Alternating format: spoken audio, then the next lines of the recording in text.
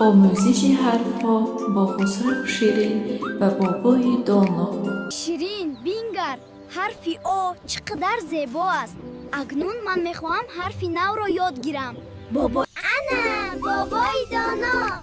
بابای دانا آمده ایستادند. السلام علیکم بابا جان. و علیکم السلام نبیرگان عزیزم. صد آفرین که انتظار بودید. امروز ما به عالم حرف سحرناک ا. نبیرگان عزیزم خوب اهمیت دهید. حرف ا اولین حرف الفبای ماست. اکنون به حرف ا کلمه میابیم. رفتیم. بینگرید در شاخه ها چی پیدا شد؟ اینها انارهای شیرینند. اول مثل انار. و اکنون نگاه کنید کی آمده ایستاده است.